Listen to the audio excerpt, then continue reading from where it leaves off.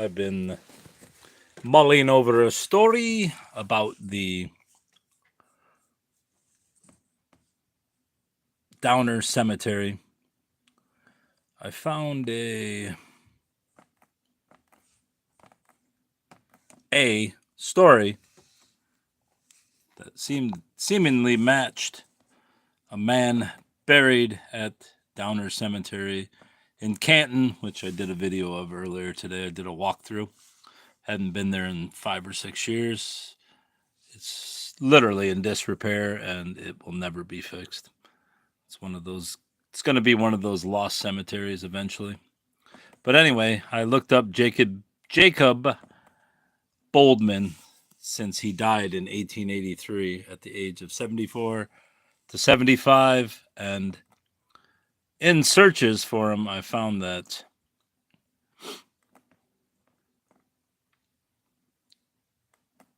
there was a guy named Kilmer who was sentenced March 2nd, 1883, from Newaygo County to Jackson Prison for life and has served a little more than 27 years for the killing of Jacob Boldman, an old man who lived alone near a little village named Atio in the northern part of Newaygo County, which is Michigan. A man named Emmanuel Lenhart was associated with Kilmer in the crime, but died of fright before being brought to trial. I mean, this would go great in my little newspaper if I was still doing it, and maybe I will. Originally, it was said that the murder took place on the 17th of, well, at least that's what these little clips said, and I didn't believe it because it's way too much of a coincidence that the Jacob Boldman, who is buried there, died on February 7th, so 10 days apart, and there's literally no other Jacob Boldmans. Very few Jacob Boldmans, anyway. Even listed in the Find a Grave directory, so I figured possibly, maybe it was him, and eventually I came across this story, which confirms my suspicion. The Boldman, the trial of Kilmer commenced at Newaygo. Intense excitement. Newaygo, February 27th. The trial of William Kilmer for the murder of the old recluse Jacob Boldman on the night of 7th of February commenced in the circuit court today. The peculiar death of Lenhart, his partner in the crime, has awakened an increased interest in the trial, and the town is in a fever of excitement over the affair. The courtroom is packed with excited men, and but little else is talked of on the streets. A jury was impaneled this forenoon, and the taking of evidence for the prosecution commenced this afternoon. I was hoping that this story was going to be longer, and I think this actually is. The Newaygo murder. Confessions of Lenhart and Kilmer. Sickening scene at the shanty where the body was found. The divide of the booty. The Newaygo Tribune contains a full report of the murder of the old man Boldman and the prompt arrest of the murderers. The murder was committed on Wednesday, February 7th, and was one of the most brutal and atrocious on record. Variet. Everyone is not here for chat live. Said hi. Hello, Bobs. Jacob Boldman, the murdered man, was 76 years old. Let's see if this Boldman is 76. He is. No, it says he was 74 or 75. But, I mean, like I said, too many coincidences for it not to be the same guy. And had been living the life of a recluse for the past 15 years, a short distance from Diamond Lake, a locality familiar to many readers of The Leader. He was unmarried and lived alone in a shanty, seeming to enjoy a hermit's life. It was known through the country that the old man had accumulated some money, not a great amount, but a few $100s. Emmanuel Lenhart and William Kilmer, his brother-in-law, lived in a house belonging to Boldman, about 60 rods east of his shanty. They bore an unsavory reputation, and suspicion naturally rests upon them. On the night of the murder, a doctor living near their home was called in the night to visit Lenhart's mother, and to his surprise was paid $1 for his visit, an unheard of thing in the history of the family. In the morning, he went to Boldman's shanty to get a saw belonging to him and knocked and received no answer. He went to the stable and called, but still no answer. Returning to the house, he pushed open the door, and to his horror, there lay the old man, stripped below his waist and with the prints of the bloody hand of his murderers on his person. There were 7 wounds upon his head, any of which would have proved fatal. The fingers of both hands were broken, both jaws were crushed in, and the skull fractured, and one ear entirely gone. The scene was too sickening to describe, and humanity revolts at such a manifestation of depravity and cold-blooded atrocity. The discovery was reported to the authorities, and an investigation entered upon. The house of Leonard, near the home of the murdered man, was visited, where an overcoat was found belonging to William Kilmer, upon which bloodstains were clearly discernible.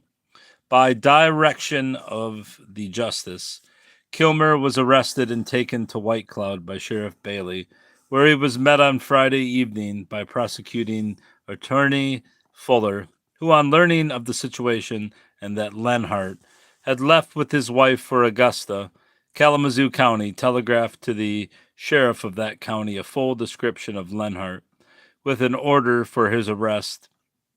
Sheriff Gallahan left on the same train on which Lenhart took passage from Kalamazoo from Augusta, but the undersheriff, on receiving the telegram, forwarded it to a deputy at Augusta, and on Saturday Lenhart was safely lodged in jail at Kalamazoo. His wife remained in Augusta, but was subsequently arrested and brought to Grand Rapids by Sheriff Kimball, where she was searched and a pocketbook found containing $402 in money, which she admitted having received from her husband. The 3 guilty parties are now in the Newaygo jail, and the proof of the guilt of at least 2 of them is beyond question. William Kilmer volunteered the statement that Lenhart and himself had been to Diamond Lake and returned on the snowplow to the water tank, and on the way to Boldman's, Lenhart cut a club and said he was going to kill Boldman.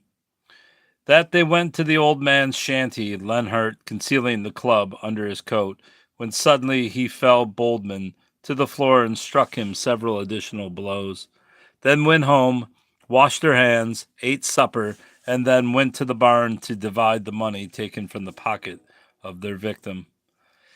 Kilmer claims that he administered none of the blows. It is stated also that Mrs. Lenhart has made a confession in which she asserts that Kilmer was the murderer.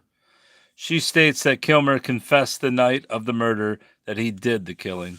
She confessed further that she saw the pocketbook burned. Lenhart has made a confession in which he relates the facts mainly as told by Kilmer, and charges Kilmer as being principal criminal, and says he himself was only an accessory. At the examination on Thursday of Kilmer and Lenhart, both men pleaded not guilty and were held for trial at the next term of the Newaygo Circuit Court, which begins on the 26th. The murder has created intense excitement in Newaygo County, where the parties are known, and as the Kent County Jail held the supposed murderers one night, though particulars will read with interest here.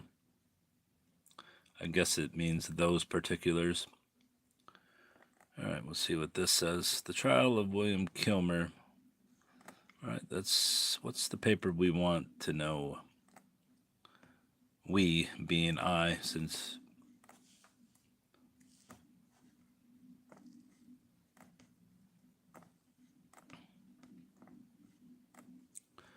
crazy that this guy lived in Canton and somehow went out west. Oh, West being Western Michigan. God damn, this is... Apparently I have to pull the middle of this mouse pad. I need a mouse. That's all there is to the Newaygo Tribune. Let's see if there are... I need this. Cut this. Download to your computer. I need this story. I need it severely. I will have it, bruv. Come on. Take me down to the Paradise City, bruv. Come on, keep going. Alright, we'll do this then. Since you don't want to cooperate. Let's keep going.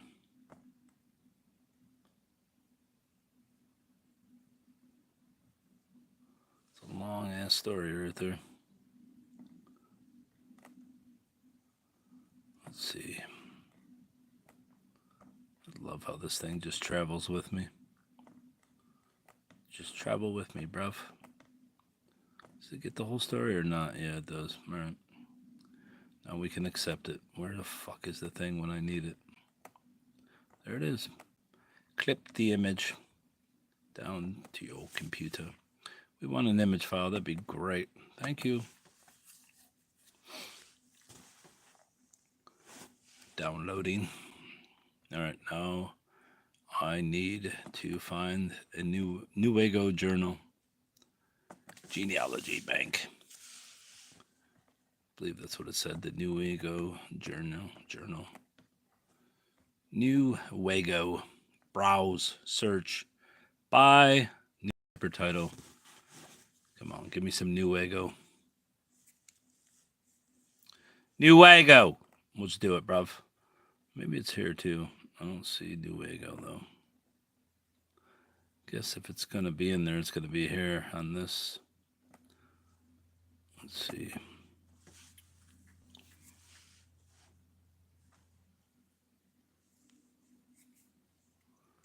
Great if they gave a sketch of the descendant or deceased.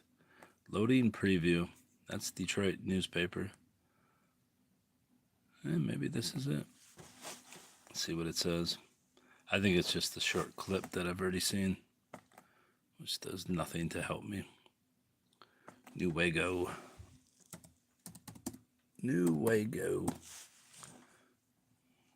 Except I typed in Boo-Wago. Search Newaygo. Filter by state, Michigan. Don't show that. Last filter by title. Let's go. No, I don't know what this means. What this fucking debugging. Let's go to Michigan. Last time I showed some info that I wasn't supposed to. Alright, let's filter by state. Why are you doing this to me, you bastard? Max challenge attempts exceeded. Please refresh page to try again. Your mother. You little mother.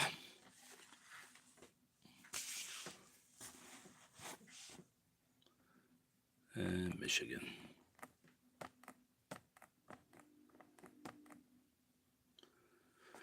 Michigan. Oh, shit.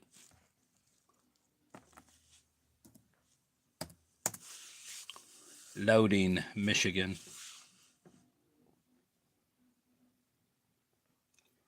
All right, let's find Newaygo. We need Newaygo. I don't think we're going to find Newaygo. We can try. Usually, it just puts it in there. Newaygo.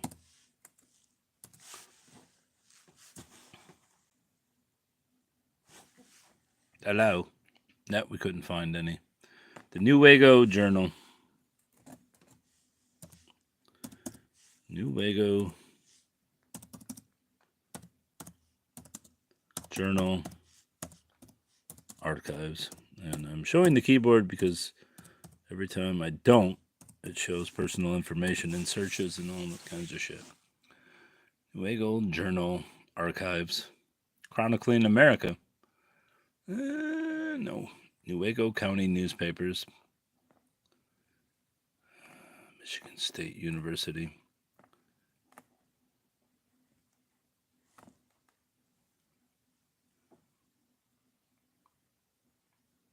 What's this guy's name? Jacob. First 100 years.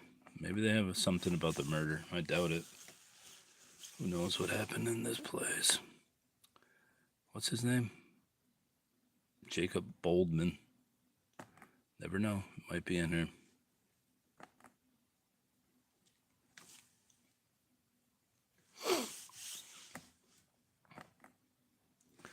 Boldman.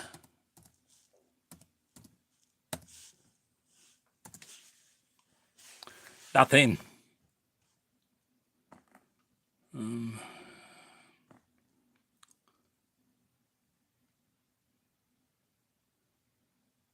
murder.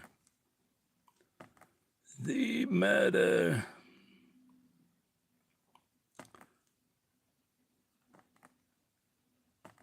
What the fuck is going on here?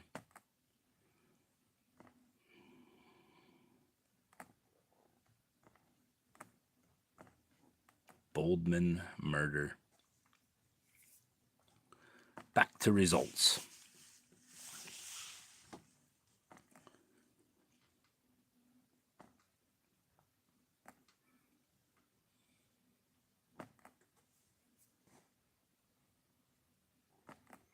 Go to Genealogy Bank, bruv.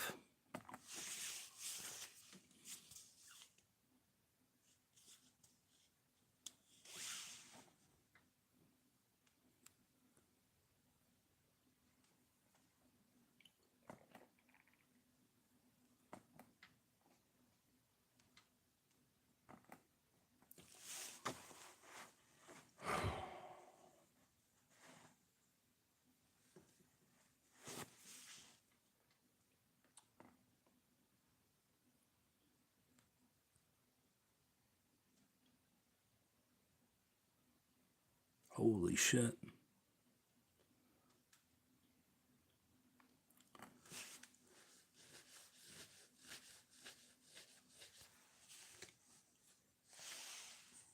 The Newaygo Tribune. See if we can find the Newaygo Tribune. Tribune News Paper Archives.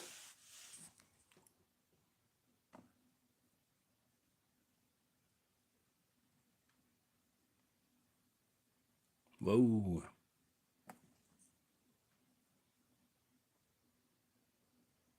See if they're in there.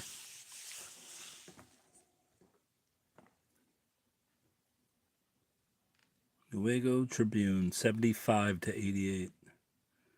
Definitely in there. It'd be great if I could fucking find them.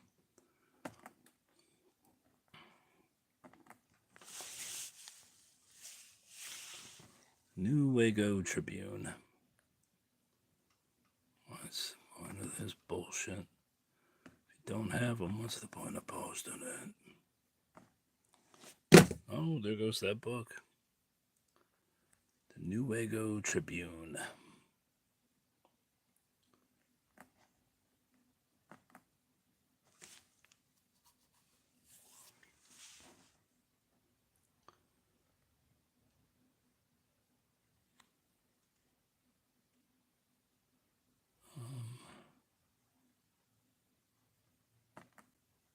Newaygo.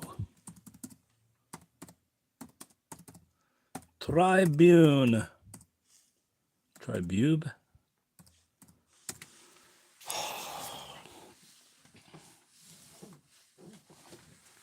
don't think there's any results.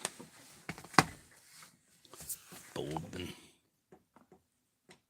The fuck is this?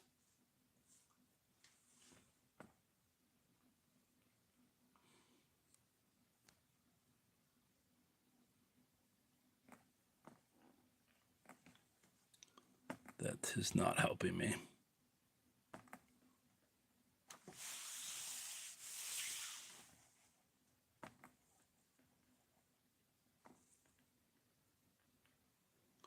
Newaygo Tribune.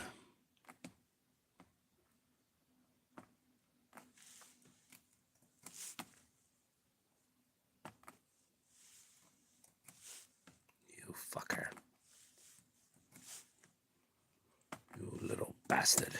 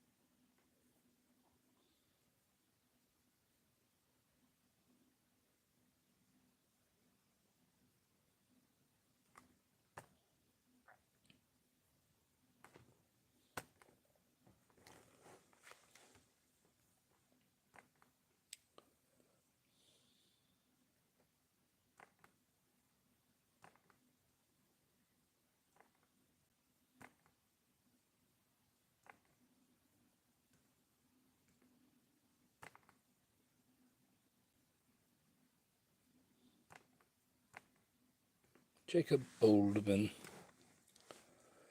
Let's read about this fucking guy who killed him.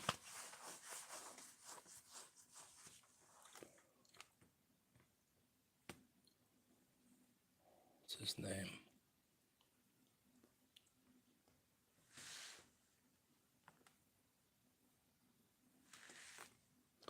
Nature of crime, Jackson Prison.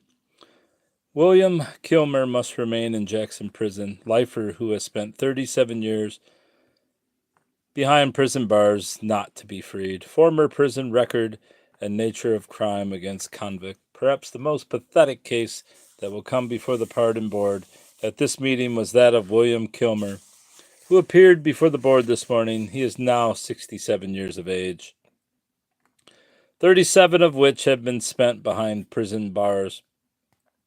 He was sent here for the murder of Jacob Boldman near Atia, Newaygo County, March 2nd, 1883. Previous, which is not right, it's February 7th. Previous to this, he had served a year here for burglary and a 5-year term for larceny. He started on his career of crime when he was 24 years of age.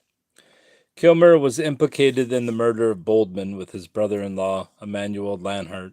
Boldman was about 80 years of age. No, he wasn't. He was 75 and was known to have considerable money.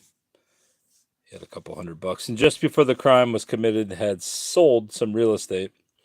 Kilmer and Lenhart were working in the woods as loggers and had taken a day off and went to Diamond Lake and became intoxicated.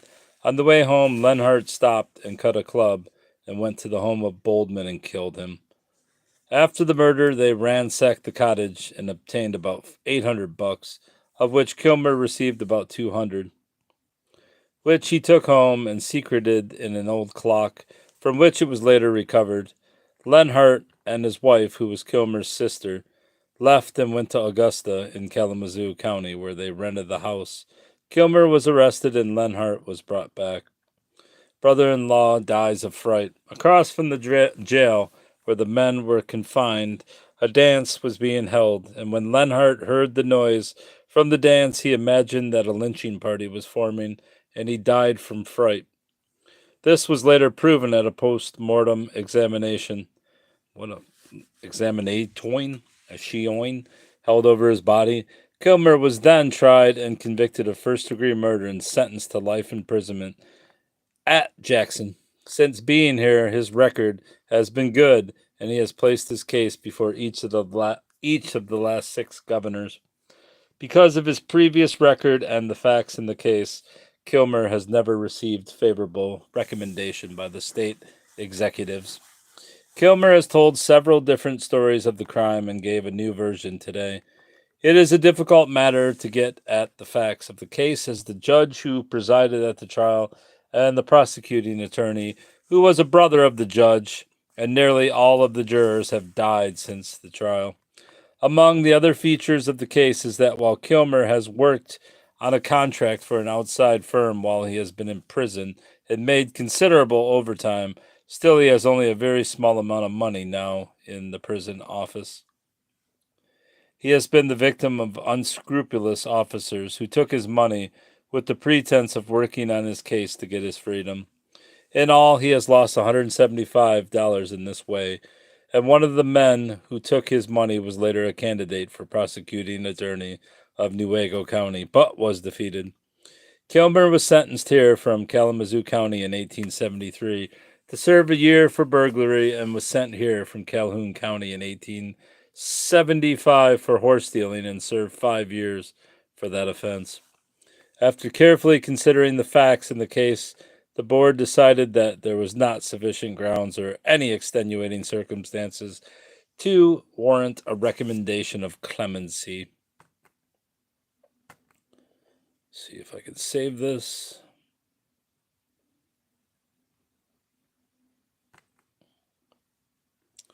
Says I can. Let's see what it shows. I have a feeling it's just going to be a short little clip and not the whole thing. Yeah, there you go. Well, fuck you too, buddy. We will delete you, and then we'll go back. This is very interesting story here. This is from the Detroit Evening Times. I wonder if I can clip this fucker. Print or download. How about we clip it? Now you got to register to clip it. How about we download it then? Select portion of the page. I will select it, bruv. You got to give me some chance here.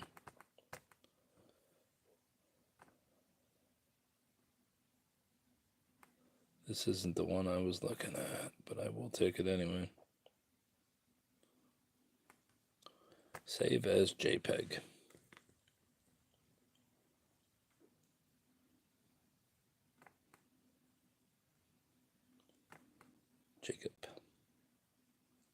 Jacob.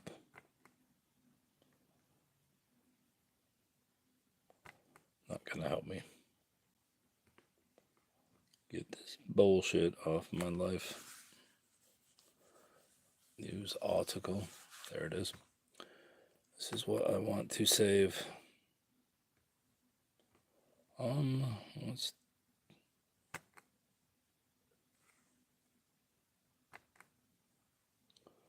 download to your computer.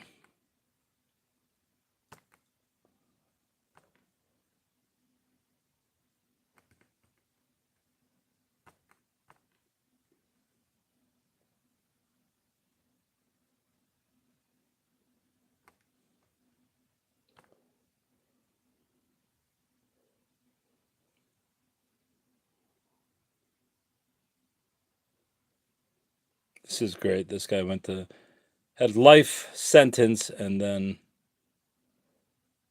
he was allowed to work while in prison, and the prison guards took all of his money. That's fucking brilliant. All right, now let's see if we can get this thing to download a image file. Do it. Let's do it, Bob. All right, that's a nice story we can add to the pile. See, it's great. Oh, I just closed it now. Genealogy Bank. Where was this? Jacob Boldman. That ain't gonna work, buddy.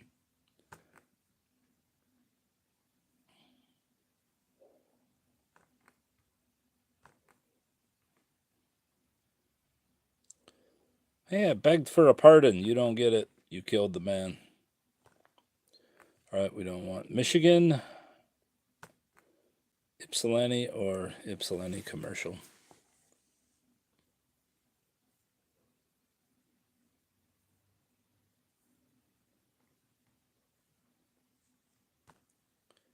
Boldman. 1883. That's what we wanted, but there's nothing for it. Pleads for parole, New Way. Let's see if there's anything in this one which can help the cause.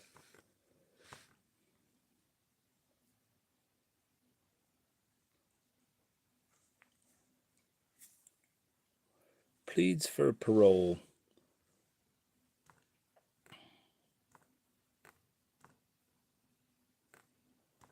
William Kilmer pleads for parole. Newaygo murderer has served 27 years.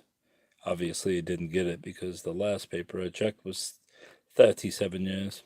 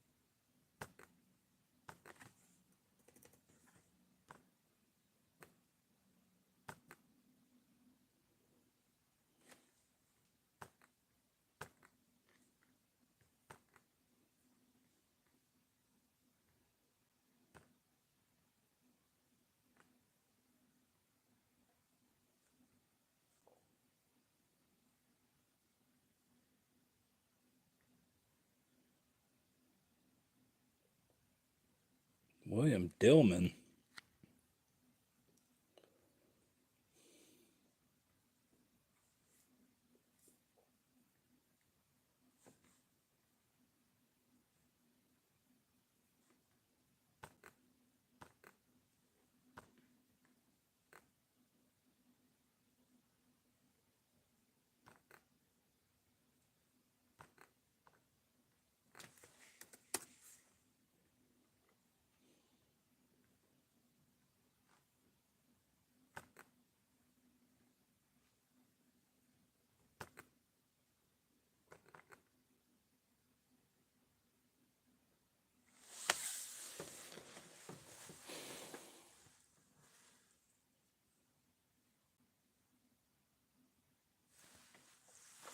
That's interesting. Apparently, Boldman was in the war. Oh, you get out of this clip and see the whole page.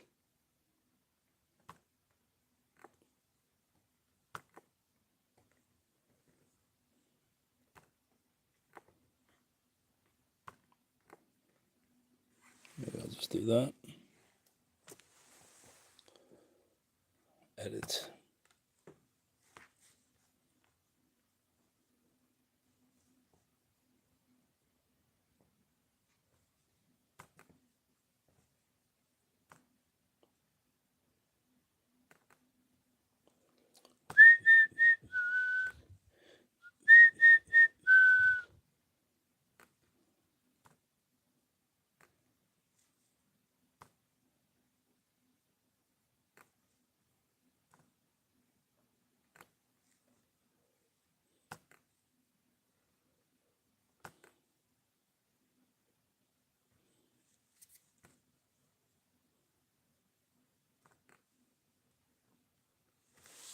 Kalamazoo Gazette.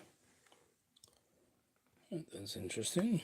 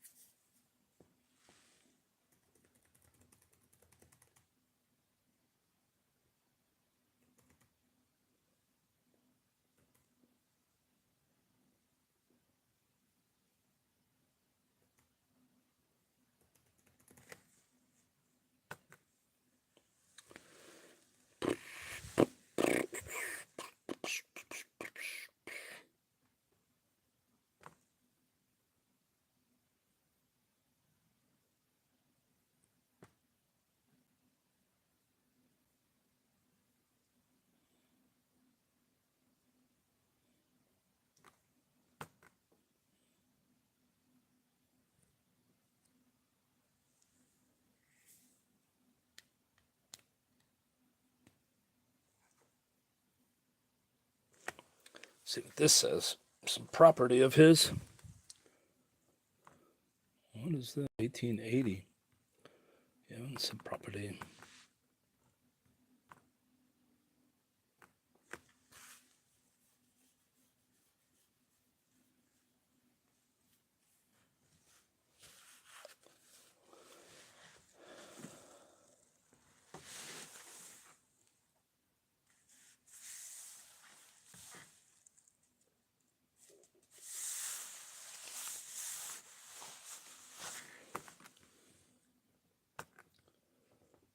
Jacob Boldman.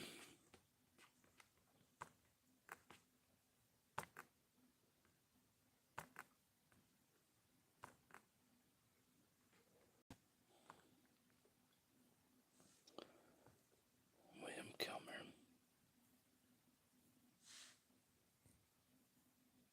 Emmanuel Lenhart.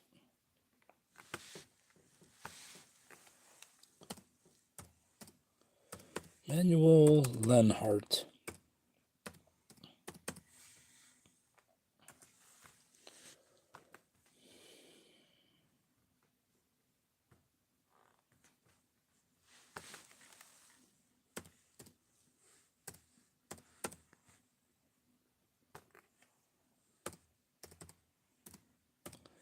Don't think he would have fought in that war. He was too old. Maybe the War of 1812.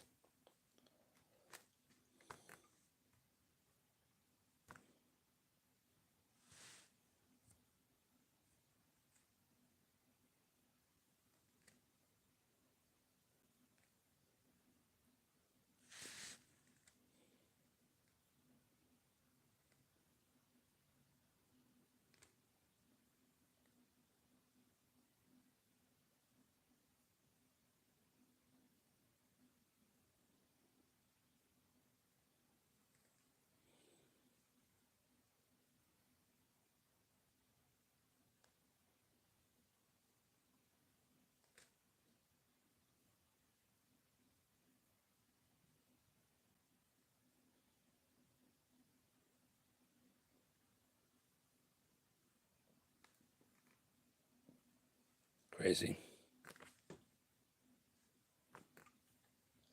What did you take, bruv? Boldman. Gonna put him in Michigan.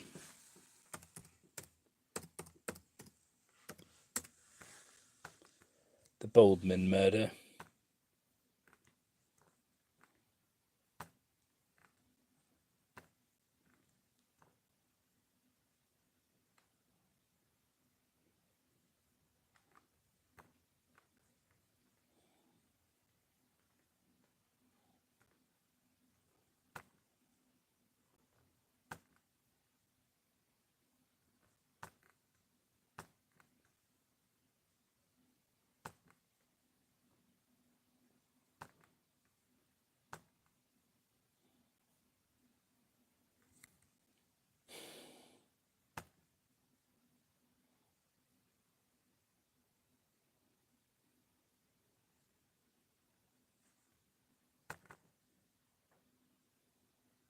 Large motherfucking.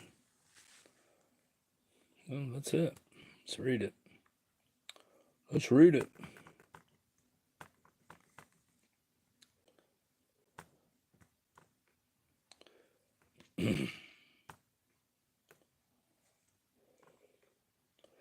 The Boldman murder.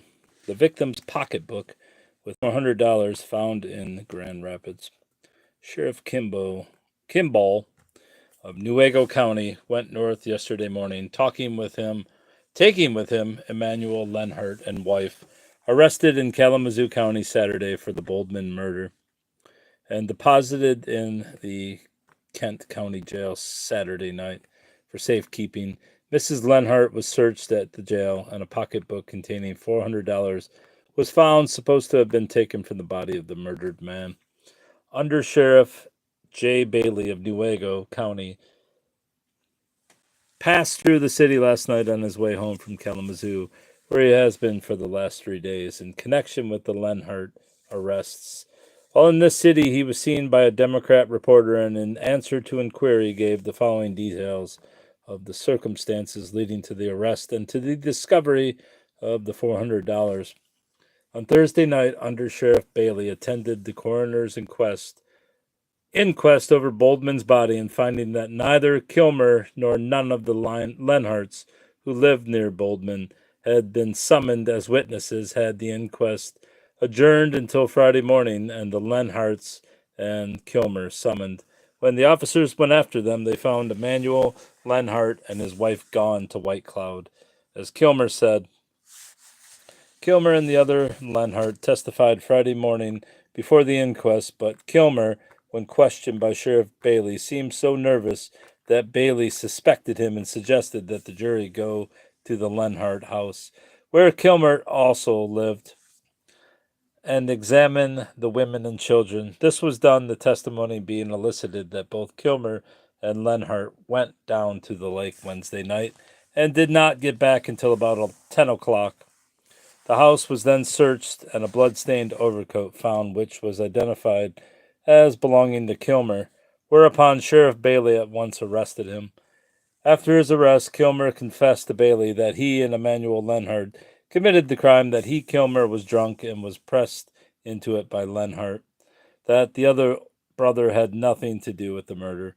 Kilmer said also that Lenhart took a pocketbook and over $400 from Boldman's pocket, and that he took all the money away with him, although he promised to leave in an old barn all but 150 of it. Kilmer also said that Lenhart and his wife walked 12 miles to White Cloud Thursday morning, and he thought he had gone to his relatives at Augusta, Kalamazoo County. On getting this information, Sheriff Bailey telegraphed a description of Lenhart to the sheriff of Kalamazoo County, following himself by the first train. When Lenhart was arrested at Augusta Saturday and taken to Kalamazoo, his brother-in-law John Johnson went with him, and while on the way, Lenhart, unknown to the officer, gave Johnson a $20 gold piece, asking to tell Mrs. Lenhart, who had not been arrested, to spend the small bills first, as the large ones might be marked. When Johnson reached Kalamazoo and learned that the charge was murder, he returned at once to Augusta and gave the $20 to Mrs. Lenhart, saying there was blood on it and he would have nothing to do with it. Another officer soon reached Augusta from Kalamazoo, arrested Mrs. Lenhart, who, having been searched at the time of her husband's arrest, was not searched at the time of her own arrest. Meanwhile, Sheriff Bailey at Kalamazoo questioned Lenhart as to what he had done with his money, he claiming to have had something over $100 of his own money and denying all knowledge of the murder. He said he had spent some $60 for furniture at Augusta and had given $20 to Johnson. Sheriff Bailey then went to Augusta to recover this $20 and threatening to arrest Johnson unless he gave it up. Johnson explained why he had returned it to Mrs. Lenhart. When Mrs. Johnson, Mrs. Lenhart's sister, said the latter had also a big pocketbook, which she said she would throw away before the officers should get it. Late Saturday night, Mr. Bailey telegraphed from Kalamazoo to Sheriff Kimball in this city to have Mrs. Lenhart, or is it Leinhart, at once again thoroughly searched. Oh, search resulted in finding the pocketbook with the $400. Kilmer had been a wiper on the Newaygo Road, but both he and Leinhart had, for some time before the murder, been working in the lumber camps. Neither of them would ever have been suspected of having a quarter of the money found. The fact of the murder was first discovered at 10 o'clock Thursday morning, and the celerity and the clarity, I guess, and energy which the Newaygo officers have manifested in the matter reflects on them no little credit.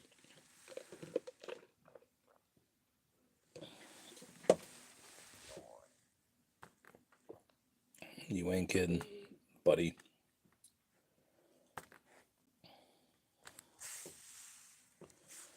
Now let's get back to this. Let's see if there's a second page. There is not.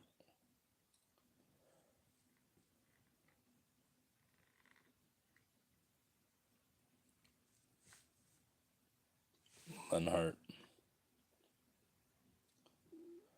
All right, where's Lenhart? When he died, like a little bitch.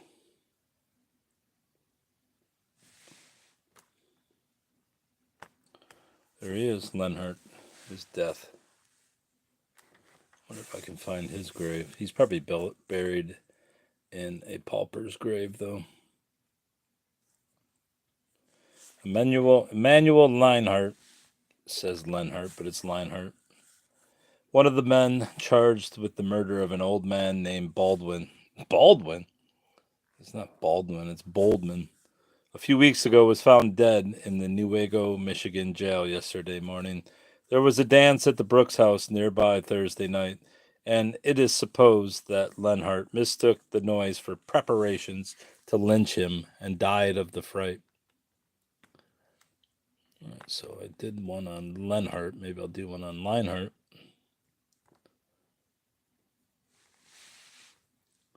See if there's a better one.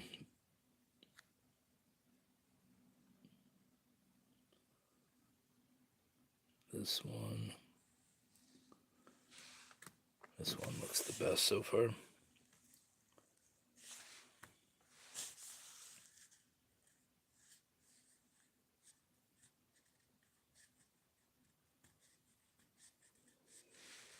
Frightened to death.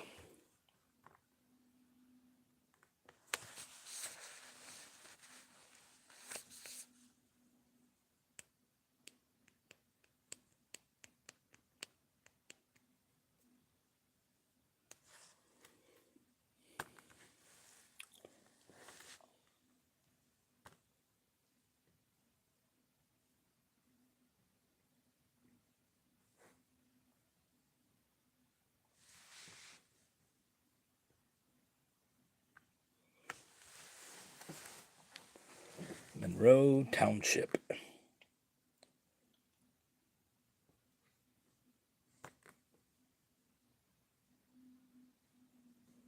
All right, let's do the search of Leinhart instead.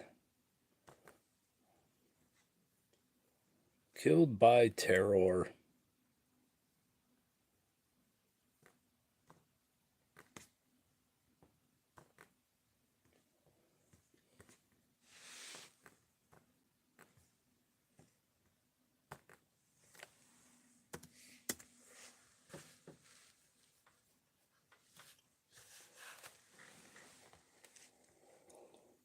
Nope, it's definitely Lenhart then. There are some spellings of heart with a D.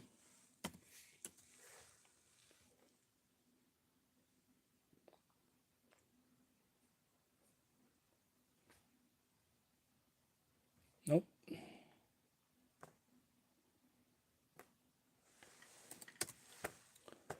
All right, let's look up Lenhart.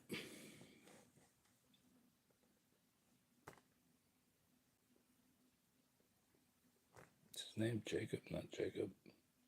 Emmanuel Lenhart.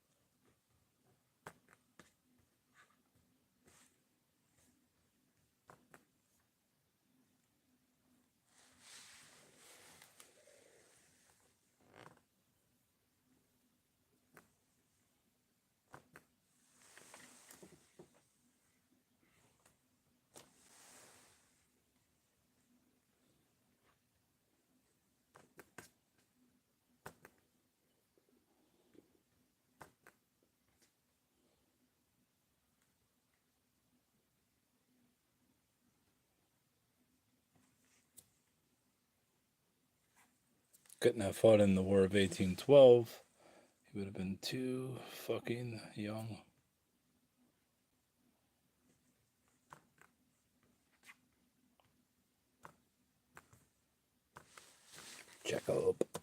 Jacob Boldman. Update results.